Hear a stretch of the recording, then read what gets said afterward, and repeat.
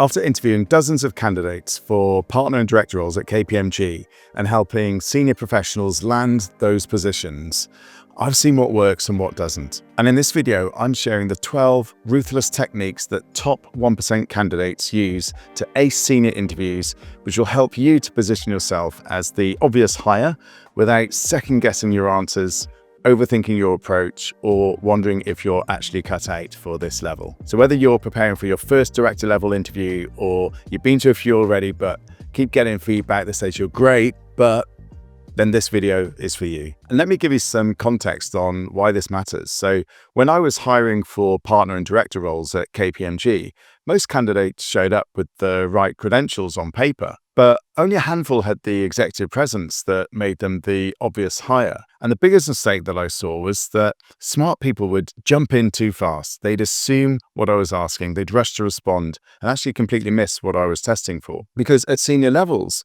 the interview isn't just about what you say, it's about how you think. And what I'm going to show you aren't personality traits, they're tactics, and they're all teachable. So here are the 12 techniques that separate the top 1% from everyone else. The first 5 are all about preparation, what you do before you even walk into the room. So technique 1, this is all about researching the company deeply. Now, this might seem obvious, but a lot of candidates kind of skim the website and maybe check some recent news, but top 1% candidates go much deeper. They understand strategic priorities, the market position, the culture, and recent leadership moves so that they can tailor their impact story. When I was at KPMG, I'd ask candidates, what do you think our priorities are in this part of the business? And the best ones would link their answers to industry developments, regulation that was having an impact on us, and any publicly available information. And then they would connect their experience directly to those priorities. So here's what to do.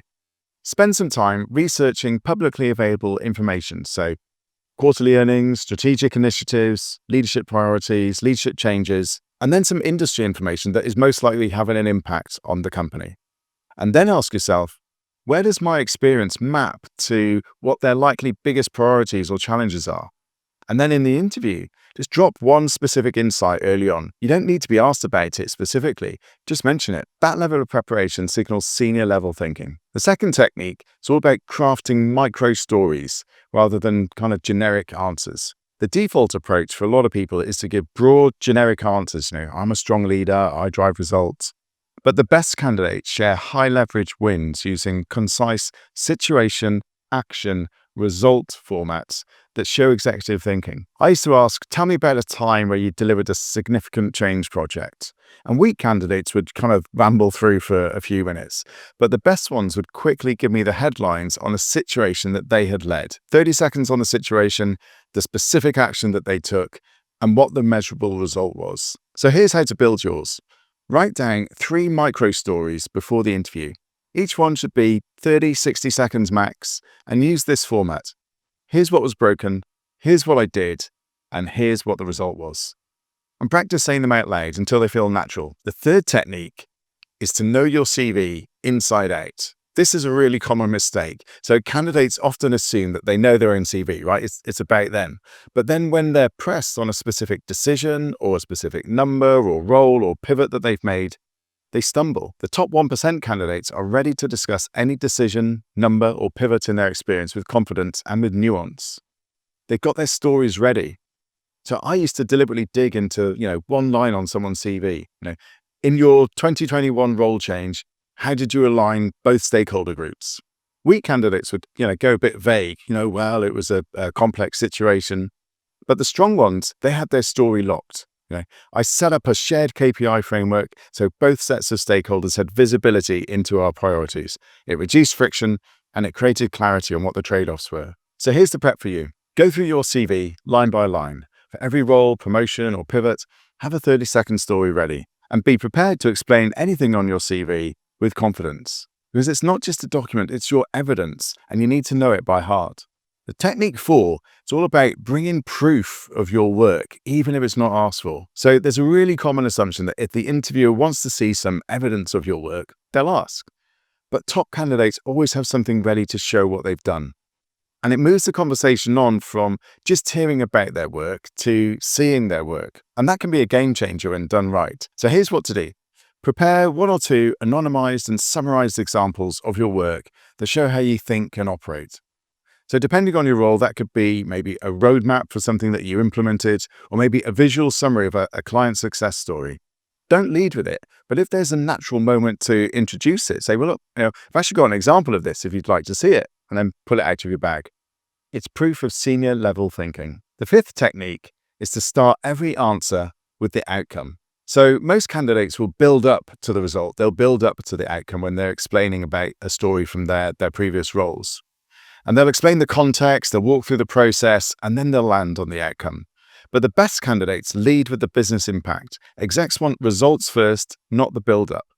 So I'd ask, tell me about a partnership that you built. And a weak answer would often come back, well, we had this particular client for years.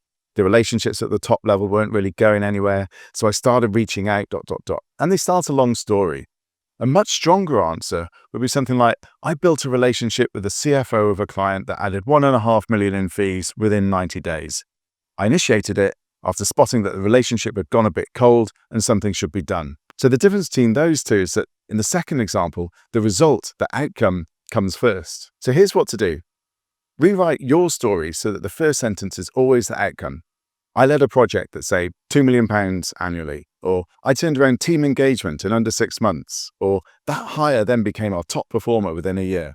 Lead with the win and then explain how you got there. So those are the 5 techniques on preparation. The next 3 techniques are all about in-room presence, so how you show up from the moment that you walk through the door. If you're finding this helpful so far, I've got something in the description for you that I know will be valuable for you. Bookmark it now and come back to it when you finish the video. So the first of these 3 is to use confident physical presence and breathing. So here's what I see all the time. Candidates don't think about their physical presence. They're focused too much on what they're saying and not how they're holding themselves. And the very best candidates, they project calm, senior energy with open postures, controlled breathing, and strong eye contact. I used to be able to tell within the first 5 minutes if someone had executive presence, and most of it came down to how they carried themselves. Slouched posture, shallow breathing, fidgeting, it all signals nervousness, not seniority. So here's the tactic. Before walking into the interview, use box breathing. Inhale for 4 counts, hold for 4 counts, exhale for 4, and then hold for 4. And do this 3 times. It calms your nervous system and centers your energy. And then when you're in the room, keep your posture open. Don't cross your arms, maintain strong but natural eye contact, and move deliberately, not frantically. Your physical presence isn't superficial, it's how you signal control. Okay, technique 7, mirror the interviewer's energy. So most candidates come in with their default energy and just kind of stick to that throughout the interview. Whereas the top 1% candidates match the interviewer's presence subtly to build their trust and signal seniority. So if your interviewer is structured and concise, then mirror that tone. If they're conversational, you can be more open, but make sure you stay grounded. I've watched candidates bomb interviews not because they weren't qualified, but because they just completely misread the energy of the room. One candidate came in overly enthusiastic when I was testing for calm judgment. Another stayed way too formal when I was trying to see if he could build rapport with clients. So here's the tactic. In the first couple of minutes, observe the interviewer's pace, tone, and body language, and then subtly adjust yours. If they lean forward and speak quickly, match that energy. If they're more calm and measured, slow down. This isn't about being fake, it's about showing that you can adapt to different stakeholders. Okay, technique 8. Treat every interaction as part of the interview. So people often think that the interview starts when they sit down in the room, whereas the top 1% candidates assume that every touch point, pre-read materials, follow-up emails, how they interact with assistants reflects on their leadership brand. I've seen candidates lose offers because of how they treated the reception team, or because their follow-up email was generic and careless. Because at the senior level, people are watching how you show up everywhere. So here's what to do. Send a tailored thank you note after the interview that references a strategic insight shared in the meeting. And be professional and courteous with everyone you encounter. Assume everything you do is part of the evaluation. Okay, the next 3 are all about handling pressure. So how you maintain control when things get difficult. So technique 9.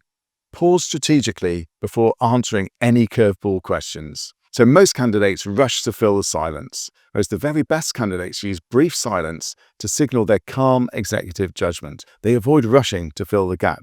I used to throw curveball questions to see how candidates handled pressure. Things like, what's your blind spot? And the weak ones would just immediately jump in with a defensive answer. Whereas the stronger candidates would take a breath, pause for a few seconds, and then respond with confidence. And that pause signals something really critical. It's that you're not reactive. You think before you speak. And that's what executives do. So here's the application. After a tough question, take a visible breath, pause for a couple of seconds, and then respond. It will feel longer than it actually is, but it projects senior level control. Try it in your next conversation. You'll be amazed at how much authority a deliberate pause gives you. Okay, technique 10. Ask an insightful question early on. So the typical thing to do regarding questions is to wait to the end when you're given an opportunity to ask. Whereas the top 1% candidates use questions to show strategic thinking and an interest in the organization's dynamics early on in the conversation. So at KPMG, when a candidate asked me, how are you balancing operational discipline and quality as you grow?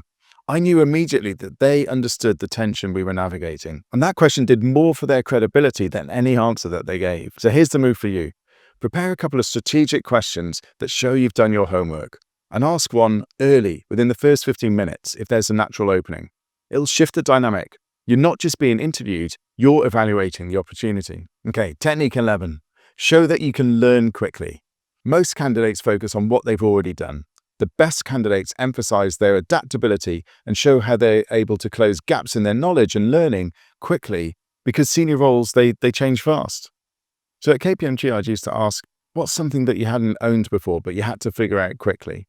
And the best candidates weren't defensive about their previous gaps, but they were able to show how quickly they learned.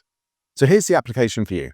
Identify one area where you had to learn something new fast and frame it as a strength. I hadn't led X before, but here's how I got up to speed and delivered these changes within the first 2 months. At the senior level, your learning agility matters more than a perfect resume. And the final technique is all about closing strong and setting the terms for how you'll start. So most candidates will wait for the interviewer to tell them what the role is going to look like in the first few months. Whereas the top 1% candidates show that they've already visualized how they're going to deliver value. So I used to ask, how would you approach your first 90 days? And weak candidates would say, well, I'd need to learn more about X and Y first. Whereas the stronger candidates would say, if I'm brought in, I spend the first 30 days listening deeply across the teams. Then I'd map what the quick wins were versus the longer term changes that were needed for success with my clients. They weren't prescriptive, they weren't arrogant, but they show they thought about it. So here's what to do. Prepare a rough 30, 60, 90-day framework, not a detailed plan, but just a thoughtful approach. I'd start by listening and diagnosing, then prioritize quick wins, then build the longer-term roadmap. It signals that you're already thinking like someone in the role. Here's what it comes down to. If you don't know these techniques, you'll end up losing multi-six-figure roles, not because you weren't qualified, but because you didn't show up with the presence and judgment that interviewers are testing for at this level. You'll get passed over for someone probably with a weaker CV, but who understands how to demonstrate executive control in the room. But when you know these 12 techniques, you walk into any senior interview with calm confidence. You show strategic thinking in real time, and you position yourself as the obvious hire, not just a strong candidate. And at the senior level, your credentials get you in the room, but it's your presence, your judgment, and your executive control which get you the offer. So these techniques, they're not about gaming the system. They're about showing the best version of your leadership capabilities when it matters most. So practice thinking, not just answering. Now, here's the thing. It's no good knowing these techniques if you're not getting invited to interviews in the first place, or if you keep hearing things like, you're great, but we went with someone else. And if that's the case, it might be that you're too focused on your performance and missing the real reasons senior professionals get stuck. So I made a video breaking down why high performers plateau and what really drives career progression at senior levels. So watch it next. The link's right here. Because nailing the interview is one thing, but understanding what gets you selected for the interview in the first place, that's what separates people who keep grinding from people who actually break through.